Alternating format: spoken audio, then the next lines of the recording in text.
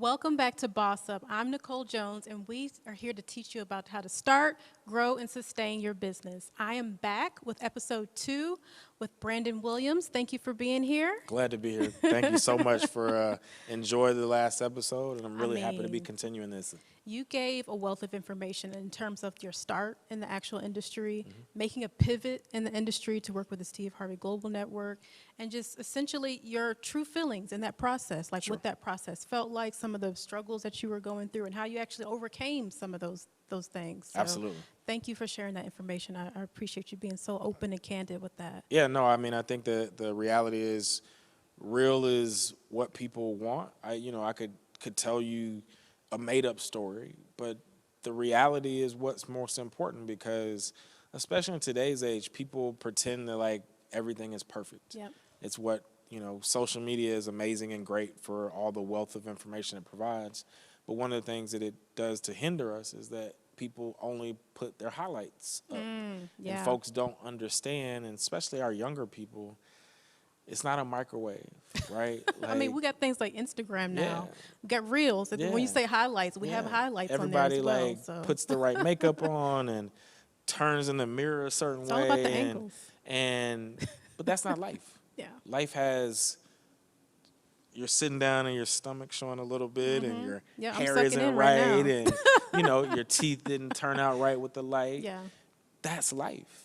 And so if I don't tell that, then that's just, it's not genuine to folks that are listening and thinking that there's perfection. I mean, one of the things that I talked about in the last episode is like, give yourself some grace and your business some grace, your personal life some grace, because it isn't perfect. And the folks that you think are perfect, they're not. I can promise you that from, living my life and seeing what I've seen. It ain't perfect. And they struggle just like you and I. And when they were starting their businesses, they struggled just like you and I. You just don't know about it. And so my whole point is to explain to people that, yes, there are struggles. It's tough. It's hard. And that's what you have to fight through to make sure that you understand. Just because it's hard doesn't mean it's not the right way to go. That it's challenging. Like, everybody's trying to be successful. Yeah. And, Yeah. just understand that, like, it ain't always going to be easy.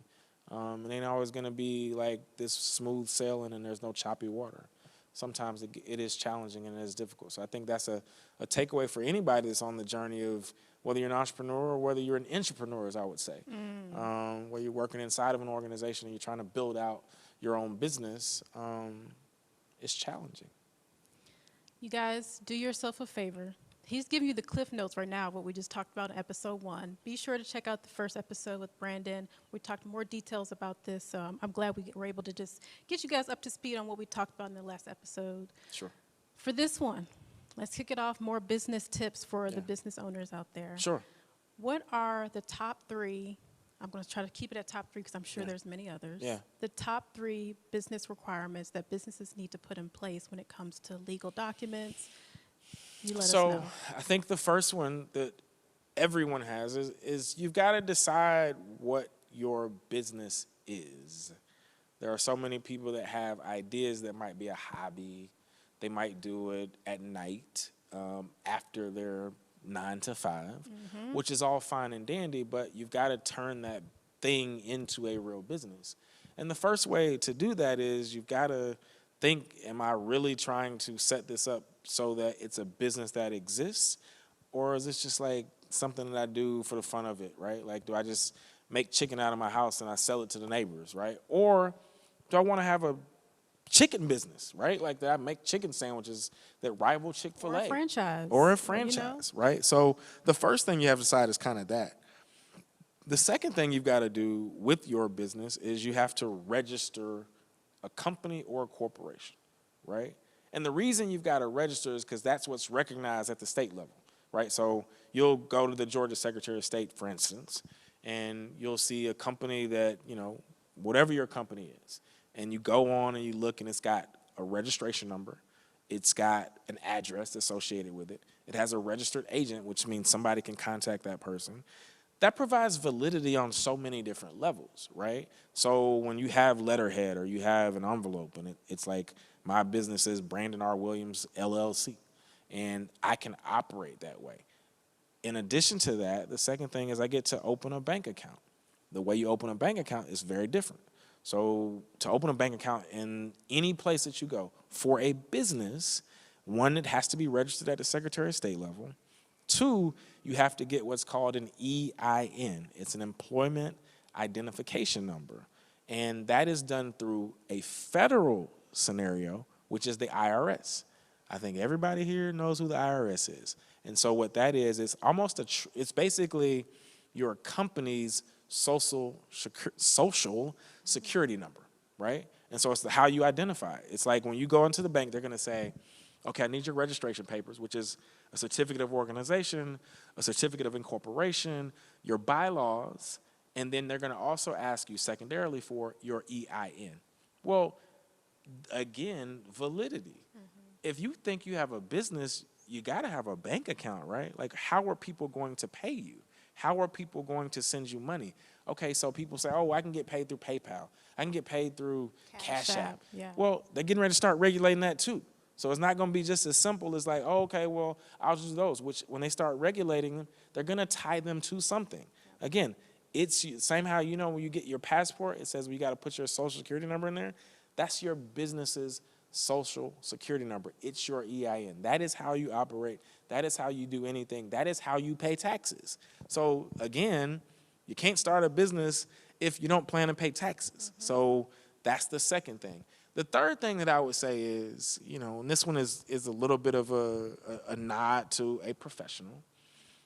Hire professionals. Some people say, well, I don't have the money. There's some level of a lawyer that you know, an accountant that you know, and just talk to them about what you're trying to do.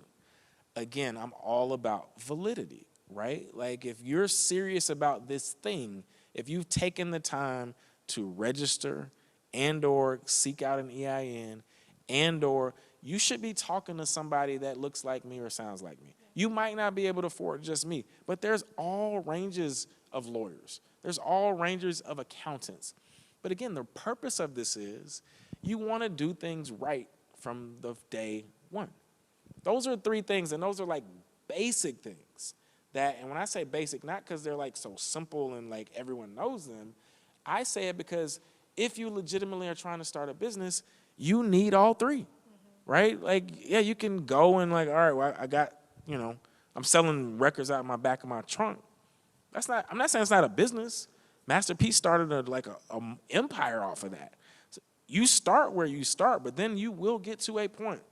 I got to have a company, right? Like once you've sold all the like, you know, cakes to the neighbors and you're trying to expand it, okay, well, how are you going to start something? If you try to go get a lease, you know what they're going to ask you for? Where's your certificate of organization? Where's your EIN? Who's signing the lease? Who's the guarantor? If you don't have those things, you can't go get no space, right? So when I say those are kind of the foundational points, you got to get there. But those are the things that when the world wants to know, are you a legitimate business, those are the important things that I think you have to start with. I think that's super helpful. I think a lot of people, you know, depending on where you are in your business, I think those are definitely the foundational pieces that you have to be able to start. You need those as validity to your business. Yes. You can't go any further if you're trying to be a serious business. Otherwise, you got a hobby. You got a hobby. Yeah. You can't put on your taxes. All that money was just out the window. Yep. And you can't get Absolutely. that back. Yeah. So appreciate you for sharing that because that's going to be super helpful for someone. And For sure. we rattle off a lot of acronyms, you know, a lot of different documents that needed to get done. But these are fairly simple documents that you can get literally online. You don't have to go into the offices. You can actually do them online depending on what state you're in. And listen, I would say to everyone, again, not a knock against professionals, but the way that this has been democratized with like a LegalZoom or LegalZoom essentially is like a law firm for, especially for things like this. I mean, you can get on LegalZoom right now, start a company, and they have people that will help you. Now, they're not going to provide you legal advice, but if you did a little bit of research and said, hey, I want to start a company in Virginia, they would help you start the company. You provide the name. It's like going online and applying for a bank application. It's almost that simple.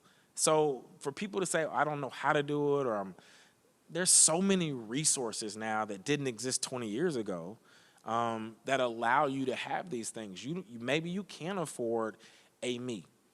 You can go on LegalZoom. You can go on the Secretary of State and like, okay, well, how much this costs? Most people now, they've got lawyers in their family. They got somebody connected to them. They've got an accountant somewhere. They can at least ask, how can I do this? How can I start this? I get calls all the time. And I'm not even charging people to ask me a question. I'm like, well, this is what you would do. Here's how you would do it. There you go. And I point them in the right direction. I'm not doing it because I need something from it. It's just I want to see people be successful. And if you're really trying to start a business and grow a business, those are some things that you just have to have. Yeah, for sure, for sure.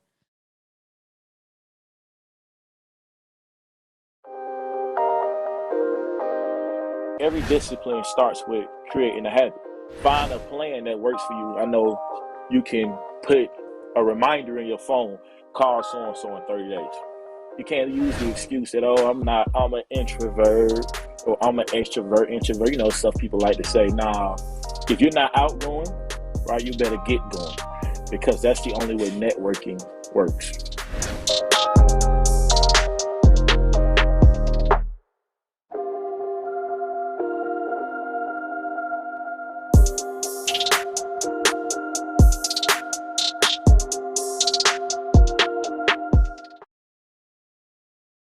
Freedom.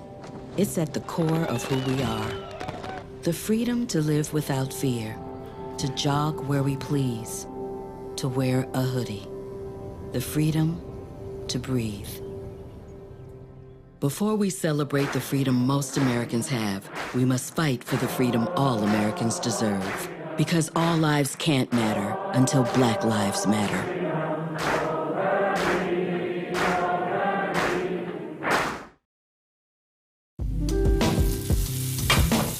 Today, we're going to be making some key lime cupcakes.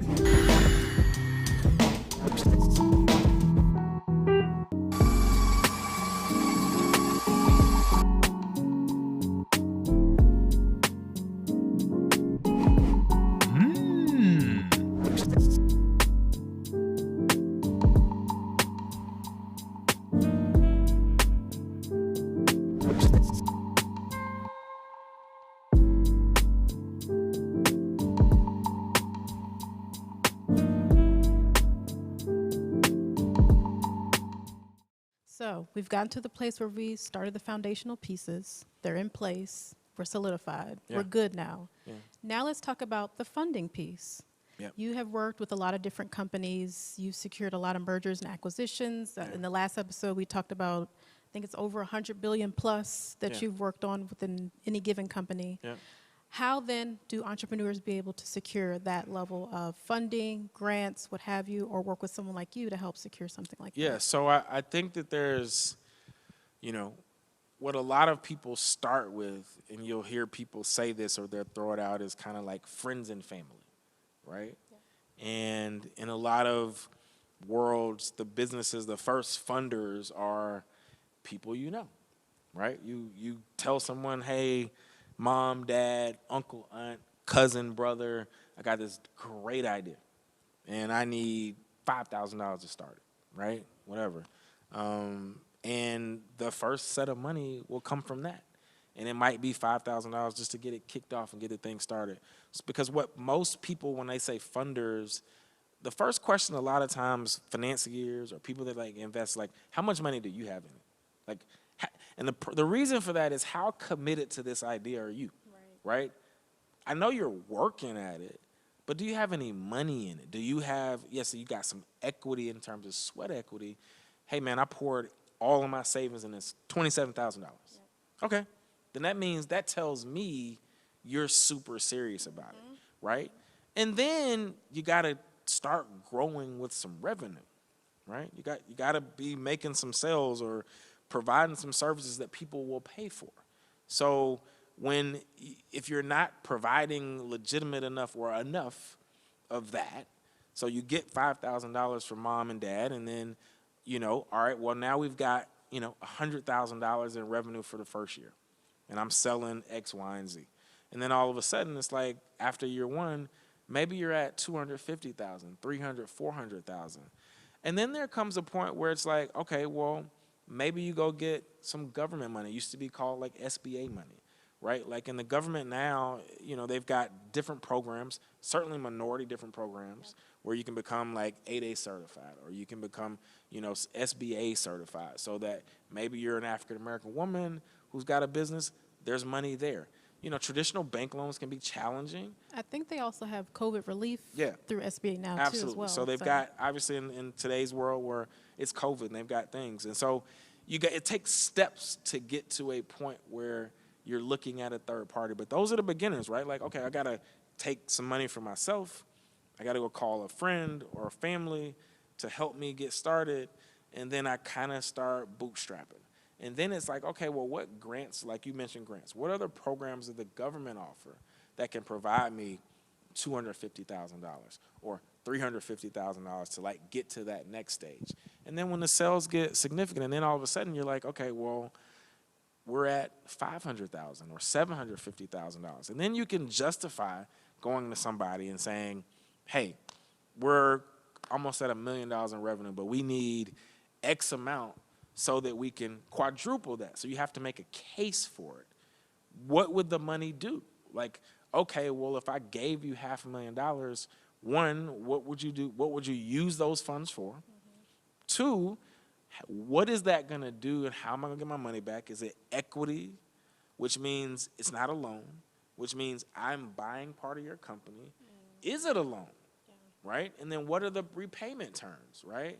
So some people may say, well, all right, I'll give you $500,000, but I want 75% of your company. This is what happens on Shark Tank. So you'll see the back and forth, and there's one person that says, hey, I'm willing for that idea, I'm willing to give you $250,000, but I want 30% of your company. Are you willing to do that? Are you okay with that? And you'll hear them on the show, well, what are your sales? Oh, we have, $500,000 in revenue from 2020. And they're asking those things because that's what's important. They're asking it because how do you justify me giving you my money, right? Like, am I getting it back in 6 months plus 10%? Am I getting 30% of your company, so I'm taking a gamble that your idea is going to work? And then what is that 30%? So if I, for example, I just read about Sarah Blakely selling Spanx, or selling a majority interest in Spanx. And I think she said she started like $10,000, maybe less. And she bootstrapped. She probably got that first, capital from either herself. She went to some friends and borrowed it, or said, hey, I'll give you 5% of my company if you give me $10,000. And she just had an idea. And out of her garage. Out of her garage. And she just worked and worked and worked and worked. And that's what it is. That's the process. And I'm sure at some point along the way, it went from, I got some friends and family, to she took on an investor. And that investor might have given her a couple $1 million. And then she got more money because the company was growing. And then she demonstrated, hey, if I get $5 million from you, I can increase my revenues by, 2.5, right? And that's a cool bet, all right? You were just in Saks, and now not only going to be in Saks, you can go to, Macy's. You can take your product to China. Like, that's what people want to know. And what am I making a bet on? If you're just like, oh, look, I just need some money to put in my pocket, well, they're likely going to say, no, I want to know what you're doing with it. I want to know how you're going to use it. And what is this money going to do to help you grow? And how is your business going to scale? It can't just be one-sided vision where it's all within your friends and family network. Correct. It has to be able to scale as well. Absolutely. There's something that I read that you also not only do and help with negotiations with deals domestically, but internationally. Yeah. So that kind of speaks to what you were just alluding to with, making deals in China and so forth. What you just shared, does that change if you also want to get funding internationally? So I don't think so. I mean, I think business is business, right? Like, the regulations and the norms may change, but people who fund in Africa or the Middle East are no different than people that fund in America. Like they want to see the same, they ask the same types of questions. They want to know, like, well, what are you doing to demonstrate or present or show or whatever? What are your revenues? What are you selling? What are you going to be doing in the next 6 months or the next year? I need to see what those numbers look like. I need to know what it is you're generating, what it is that if I give you this money, one, how are you going to pay me back? What are you going to do to return my investment, plus something else? Business is business. Whether you're doing it here, the types of business may change. What's important to the financier may change. But the reason people from the Middle East put money here, because they want to make money too, right? So they're no different. It's just, again, the culture stuff is different, Right. but not the business principles. They are world renowned and defined. It doesn't matter whether you're in the city of Cincinnati or whether you're in Abidjan in, somewhere foreign. Right. That was a wealth of knowledge. I hope everybody who's at home was able to take some notes on this particular information, gather as much details as you can in terms of funding and what you should be looking for in terms of grants, how to work with domestic companies, even international companies. It sounds like that doesn't even really change. Business is business, as we just heard. So be sure, if you want to rewind and get some more of that information, to figure out what do you actually need to implement in your business when it comes to funding. I know that's an all-time topic. It's a topic that never ends. Never How ending. can I fund my business? Well, you have to have money to make money. Yes. So I mean, it's doesn't matter race, gender, creed, nationality, religion.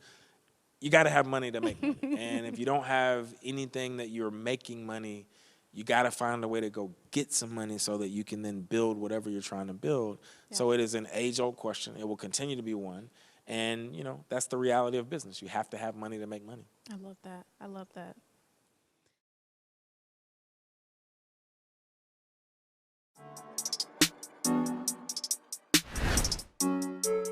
Why do you think these men don't want to get married? It really depends on an individual's why we're getting married. A lot of the things that make a man good are kind of intangible. And his credit score shouldn't be the metric for what makes him good.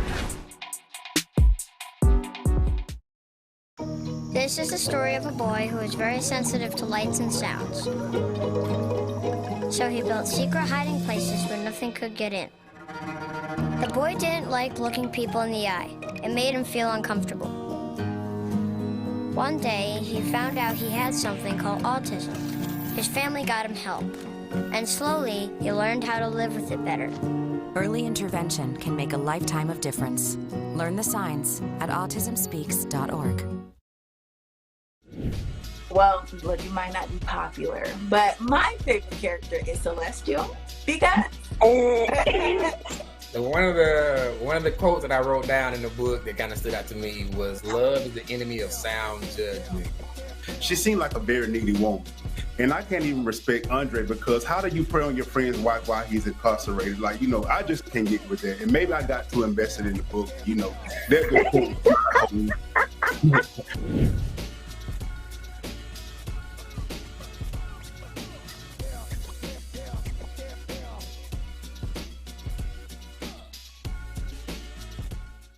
So we just heard you have to have money to make money. So let's go back that brings me to another topic about negotiations. How do you begin to make those negotiations with companies in terms of them want to actually invest in your business? Sure. I mean, it really, to me, I think it comes down to people, right? One of the things that I learned early on being just a pure lawyer is that people do business with people that they like. Now, again, doesn't always have to be the way. There are people that do deals that hate each other, and it just makes sense from a financial standpoint. Yeah, financial sense. It makes strategic sense, and they just do a deal together because it works. I tend to think that people want to do business with people that they respect, that they enjoy, they're cool with, they talk. And again, this is partly why they talk about implicit bias and different things that happen.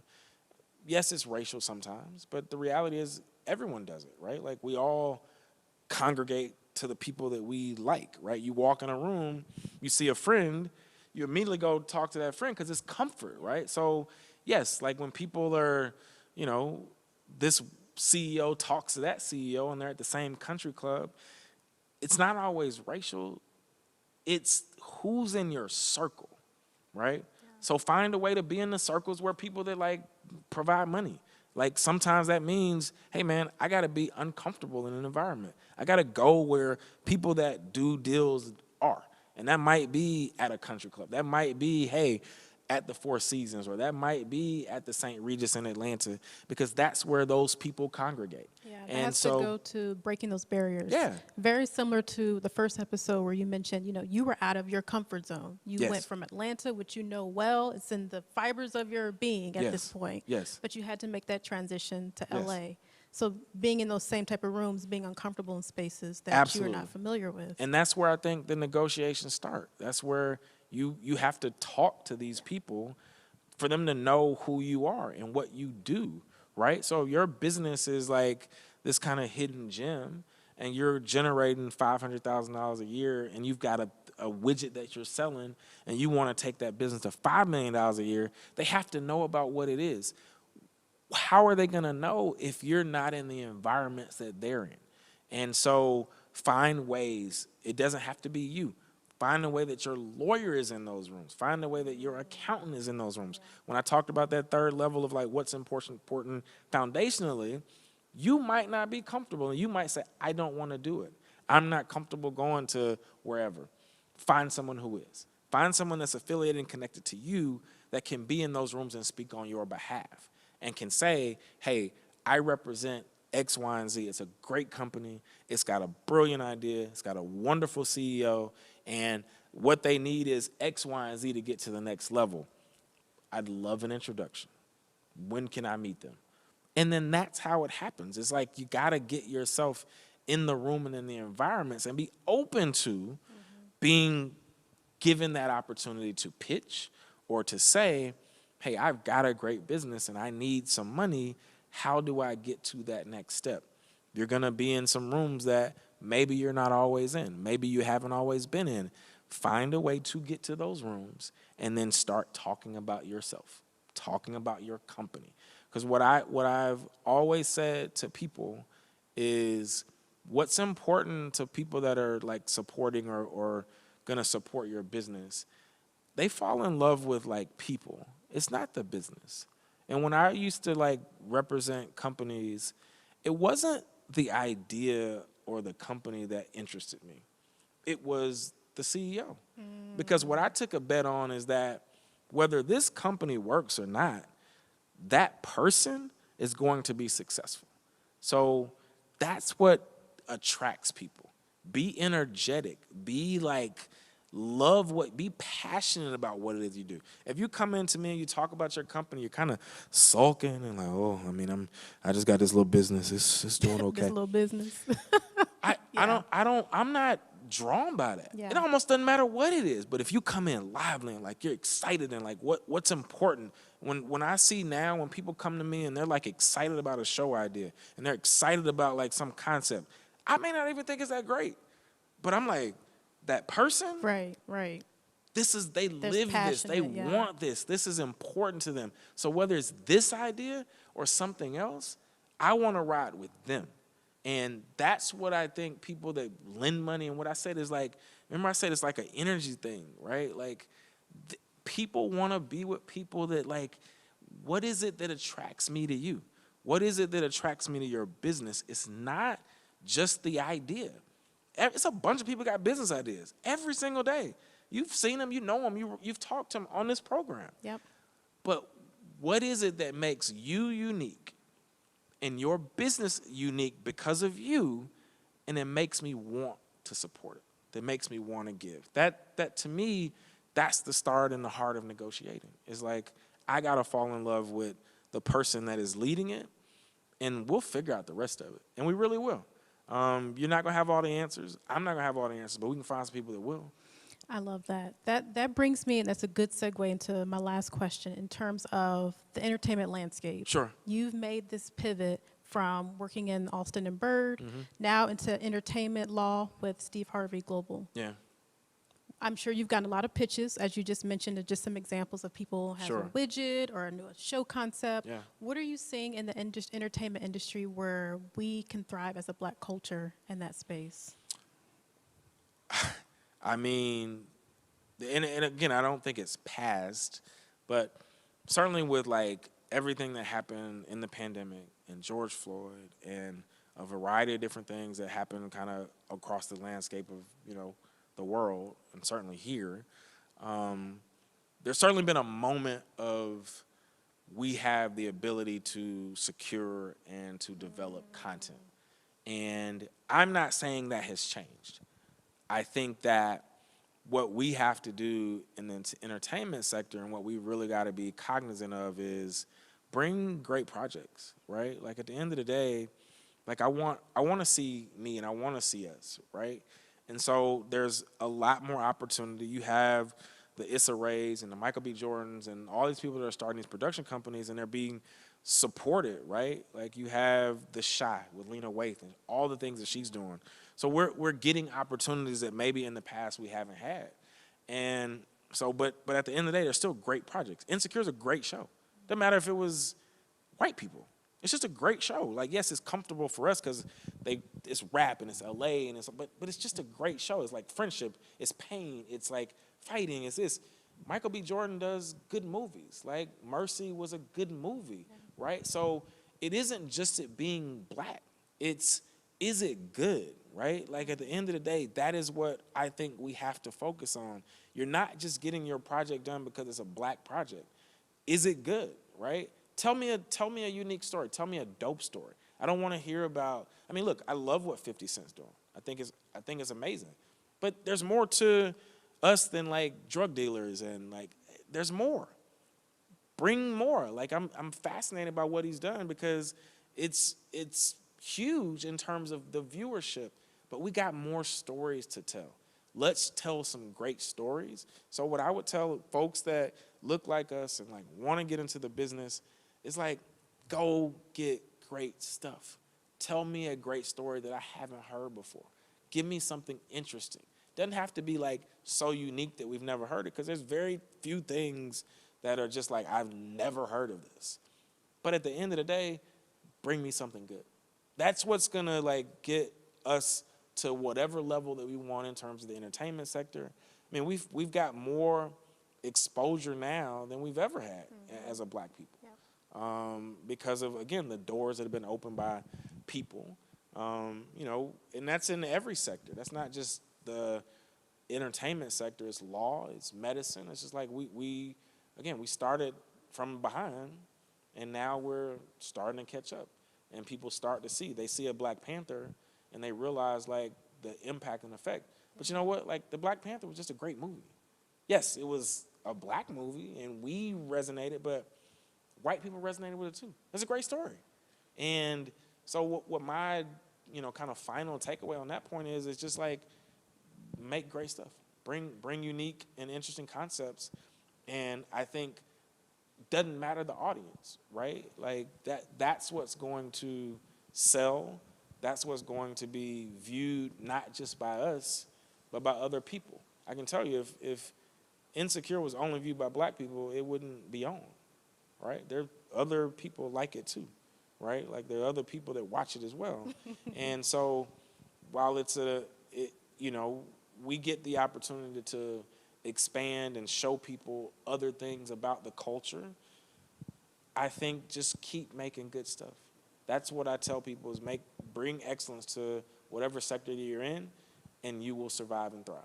So that's what I would say in terms of what do I see in the entertainment sector, how will it grow, is doing great stuff and making great projects and bringing great concepts, and we will see more of us on those screens. Yes, I love that. That's beautiful and refreshing at the same time. There is more room for opportunity in the entertainment space. As you just heard, there's a wealth of opportunity. You can actually continue to build creative content, real content that actually speaks to each one of us. So I'm excited to hear that. I'm sure those who are watching, who's in that entertainment space, that you're excited too, because you're like, yes, my idea, I can go on it, I can pounce on it, and I can actually live it and breathe it, and it can actually feed an audience. Absolutely. No, for sure. Brandon, thank you. No, thank you. I appreciate you being here. Absolutely. This is a wealth of information, so we appreciate your time and just giving all this information, candid information to our audience. It's my pleasure, and again, I always like being on panels like this, Nicole, and mostly because there are people that probably haven't heard from folks that look like you and I, or that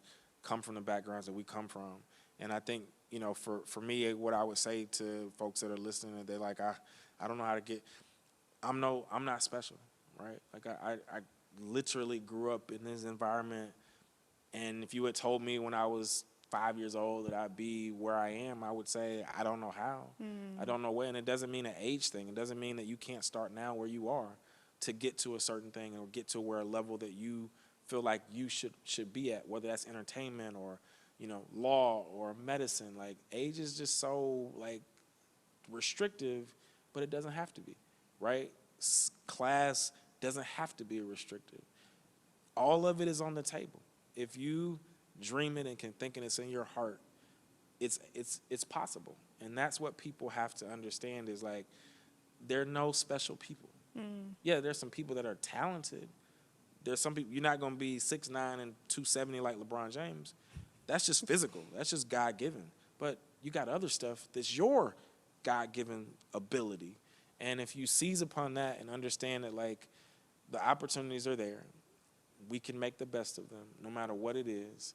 And we can go from, you know, Chapel Hill Elementary School to opening businesses in the Middle East within a generation.